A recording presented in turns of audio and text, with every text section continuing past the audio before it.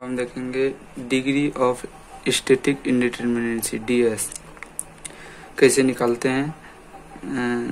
तो सबसे पहले हम देखेंगे बीम और फ्रेम के लिए कि डिग्री ऑफ स्टैटिक इंडिटरमिनेंसी कैसे फाइंड आउट करते हैं।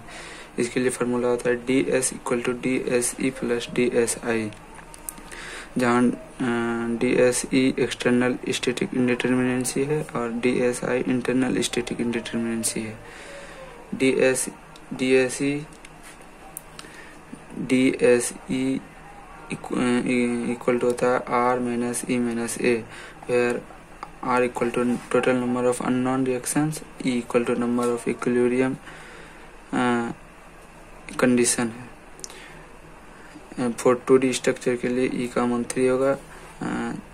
3 कैसे होगा, क्योंकि फॉर 2D स्ट्रक्चर के लिए equilibrium condition sigma F X equal to 0, sigma F Y equal to 0, sigma F M Z equal to 0 होता है। और फॉर 3D स्ट्रक्चर के लिए total number of equilibrium condition 6 होगा। 6 कैसे होगा, 6 sigma F X equal to 0, sigma F Y equal to 0, sigma F Z equal to 0, sigma M X equal to 0, sigma M Y equal to 0, sigma M Z equal to, total number of equilibrium condition 6 होगा for 3D structure के लिए। और जहाँ ए जो है मेरा number of additional equilibrium condition है, यदि A due to internal hinge लगेगा, अर्थात additional equilibrium condition due to internal hinge होगा, तो उसके लिए फार्मूला होगा A equal to sigma M dash minus 1। ये होगा 2D स्ट्रक्चर के लिए, और 3D स्ट्रक्चर के लिए sigma 3 into M dash minus 1 होगा, जहाँ M dash number of member connected to the internal hinge है। अर्थात जैसे कि ये मान लेते हैं, इस जगह हिंज है, इंटरनल हिंज है, तो यहाँ total number of member connected कितना है, 2, 1 2 1 2।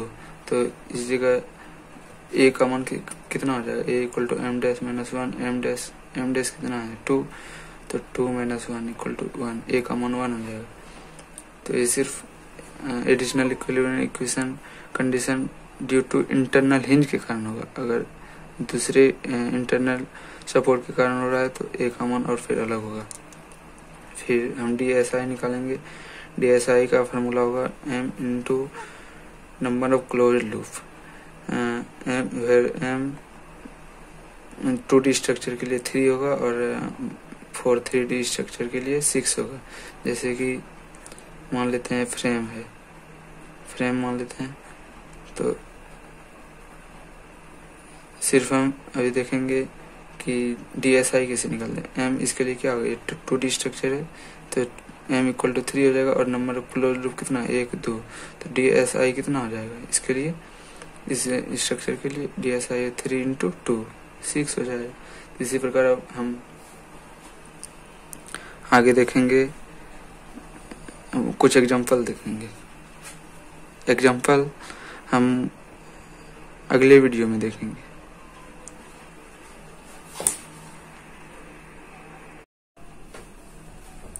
अब हम देखेंगे स्टेबिलिटी ऑफ स्ट्रक्चर, कब स्ट्रक्चर स्टेबल होगा और कब अनस्टेबल होगा। यदि इफ DS निगेटिव आएगा तो स्टेबल स्ट्रक्चर अनस्टेबल होगा, और DS 0 आएगा तो स्ट्रक्चर जस्ट स्टेबल और जस्ट रिजिड होगा।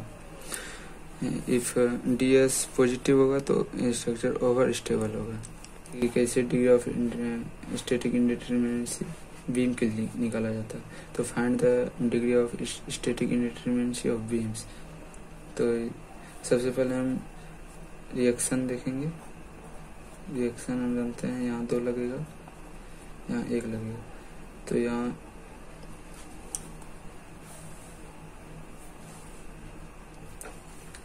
तो हियर आर इक्वल टू कितना है 7, ई इक्वल टू 3 होगा, और यहाँ इंटरनल हिंज नहीं है तो ए इक्वल टू 0 होगा, इसलिए DS ई कितना होगा, आर माइनस ई माइनस ए, तो आर आर कितना है 7 minus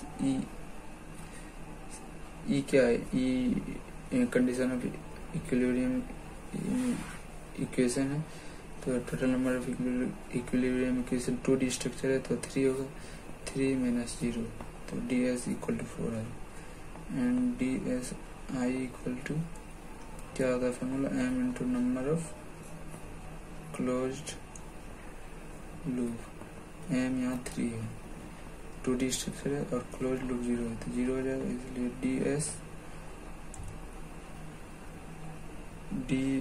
ds equal to formula हम जानते हैं ds plus dsi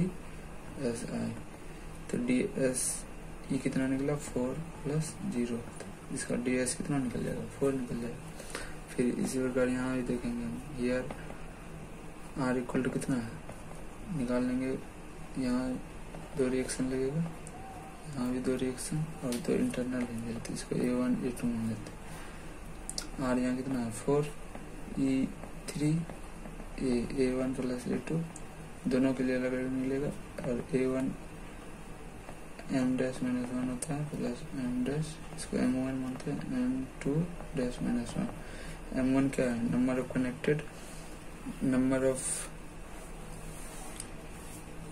member connected to internal link तो नंबर ऑफ मेंबर कितना है यहाँ इस इंटरनल लिंक से कितना मेंबर कनेक्टेड है 1 2 तो यहाँ क्या हो जाएगा 2 माइनस 1 प्लस 2 माइनस 1 तो टोटल ये कितना निकला 2।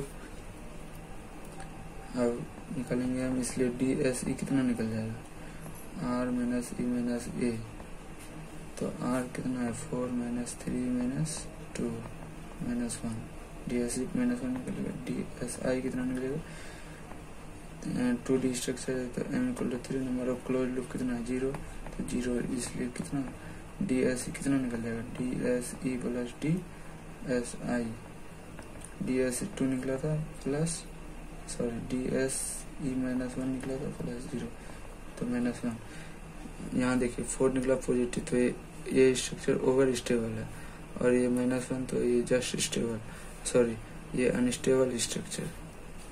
तो फिर यहाँ देखेंगे हियर यहाँ 3 रिएक्शन होगा यहाँ 1 यहाँ भी 3 रिएक्शन होगा। यहाँ R इक्वल टू क्या आ जाएगा 3 4 3 7 E equal to number of total number of equilibrium equation 3 2D structure है A इक्वल टू 0 क्योंकि इंटरनल हिंज नहीं है इसमें तो इसलिए DSE कितना निकल जाएगा R minus E minus A तो R कितना है 7 minus 3 minus 0 equal to 4 DSE कितना निकल जाएगा DSI m into number of closed loop तो m कितना है 3 गुना 0 नंबर ऑफ क्लोज्ड लूप कितना है 0 तो इसका DSI कितना निकला 0 इसलिए DS हम निकालेंगे DS बराबर इक्वल टू होता है DSE प्लस DSI DSE कितना है 4 प्लस 0 तो ये भी क्या है DS पॉजिटिव है तो ये भी स्ट्रक्चर ओवर स्टेबल है।